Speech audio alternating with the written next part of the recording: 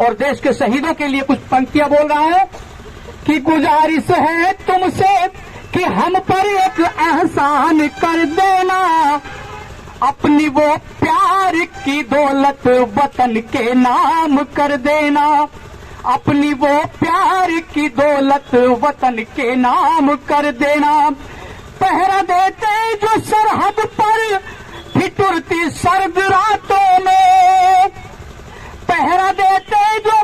सरहद पर ठिठुरती सर्द रातों में, बजाकर तालियां उनका जरा सम्मान कर देना, बजाकर तालियां उनका जरा सम्मान कर देना। एक बार जरा जोरदार तालियों से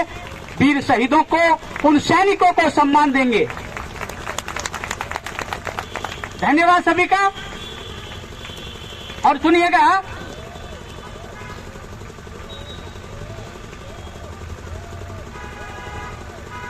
कि सैनिकों से नहीं बढ़कर कोई निगहबान हो सकता, त्याग बलिदान का उनके न कोई इनाम हो सकता। नाज है हिंद पर और हिंद की उस महान सेना पर, नाज है हिंद पर और हिंद की उस महान सेना पर, सैनिकों की शहादत का नहीं इनाम हो सकता, सैनिकों की शहादत का नहीं इनाम हो सकता। इतनी बड़ी शहादत जिसका हम कितना भी अगर हम इनाम दें, कितनी भी तालियां बजाएं, कितना भी गुणगान करें, लेकिन हम उनके जो वास्तव में वो हकदार हैं वो हम नहीं दे सकते हैं। आगे मैं बहुत से कवि सुनाते हैं। मैं वीर मुकेश प्रजापति जब शहीद हुए तो उस समय की कुछ पंक्तियां, उस समय उनके मन में क्या भाव रहे होंगे अपनी मां के प्रति, अपने पिता के प्रति, अपने परिवार के प्रति, और क्या वो समय था, कैसा समय था, वो मैं आपको सुनाना चाहूंगा। अगर आप ध्यान से सुनेंगे तो मेहरबानी होगी, बहुत अच्छा भी लगेगा और आपको वास्तविकता समझ में आएगी। स्वागत है भाई साहब। हाँ, तो अपनी मां के लिए कहते हैं वो कि जा रहा तेरा लाल जगत से,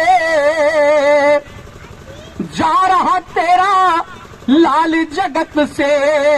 हे मां अश्रुधार बहाना ना, अब घड़ी विदा की आई मां मुझे रोकर विदा कराना ना, मां रोकर विदा कराना ना, तू हंसकर विदा कराना मां। और सुनिएगा कि तेरा गोद खिलाना, ये हर किसी को वैसे याद आनी चाहिए। माँ बाप के जो कार्य हैं, जैसे माँ बाप आपको पालते हैं, पोसते हैं, बड़ा करते हैं, तो याद भी रखनी चाहिए कि तेरा गोद खिलाना, गले लगाना, लोरी सुनाना, याद मुझे बाहों के झूले में झुलाना, थपकी दे सुलाना, याद मुझे बाहों के झूले में झुलाना, थपकी दे सुलाना, याद मुझे अभी और खा, अभी और खा कह करके खिलाना, याद मुझे सर में तनिक भी दर्द हुआ तो सर सहलाना, याद मुझे माँ सर को दबाना, याद मुझे मल मल मल मल मल कर ये बदन मेरा तेरा वो नहलाना, याद मुझे आंखों में काजल का लगाना, बाल बनाना, याद मुझे आंखों में काजल का लगाना, बाल बनाना, याद मुझे मेरी लाश देख कर माँ मेरी हो, मेरी लाश देख कर माँ मेरी तू अपने होश गवाना ना, अब घड़ी विदा की आई माँ मुझे रोकर विदा कराना ना, माँ रोकर विदा कराना ना, तू हंसकर विदा कराना माँ। और सुनिएगा कि जब फौजी फौज में भर्ती होने के लिए जाता है तो कुछ माँ बाप डरते हैं, कुछ लोग नौकरी फौज की नौकरी करने से भी डरते हैं। लेकिन देखिए उस माँ का क्या भाव है, वो कहती है कि बेटा तू जा तो रहा है लेकिन मेरी कोख को मत लजाना। सुनिएगा कुछ पंक्तियां वो वीर सिपाही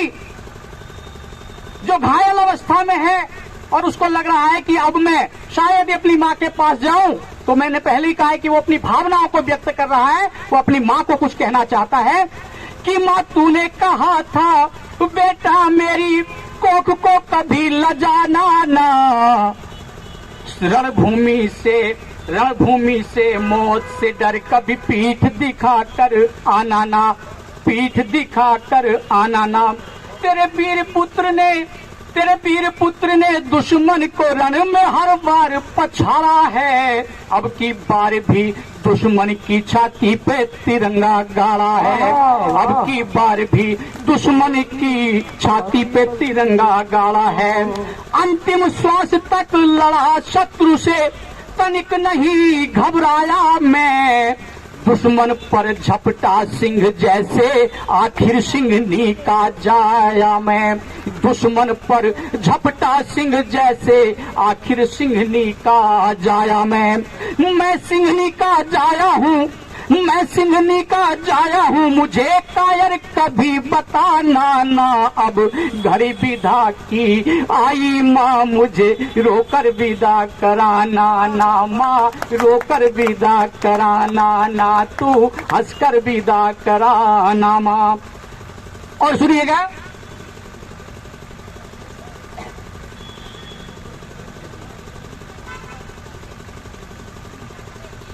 और क्या बयान सबूत देता है वो अपना। उसने कहा कि माँ तूने कहा था कि पीठ दिखाकर